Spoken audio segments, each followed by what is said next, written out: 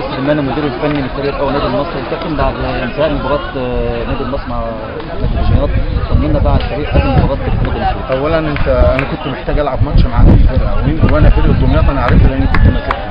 عندهم لعيبه كويسه نفس فرقه التليفونات بيلعبوا كوره على الارض. منتخب دمياط يا كابتن ولا ده دمياط؟ دي فرقه دمياط كلها، يعني دي فرقه دمياط كلها لان انا لسه سايبهم بقالي شهر.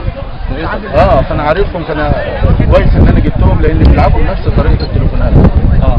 لكن هم طبعا الماتش النهارده انت عارف اللعيبه بعيد عن المباريات، يعني بيننا وبين ماتش الحرس 20 يوم او 25 يوم كان لازم نلعب ماتشات وديه، لكن كل ما نيجي نعمل ماتش يأجلوه.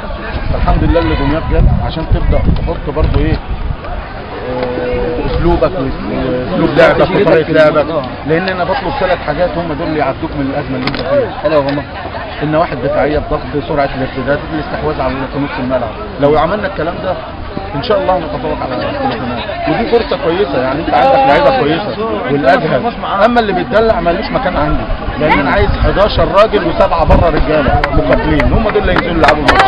غير كده انا مش هقدر العب اي حد مهما كان اسمه وتاريخه في النادي المصري. مش هلاعب اللي عنده قلب ويقدر يشيلنا داخل الملعب. التوفيق في ان شاء الله.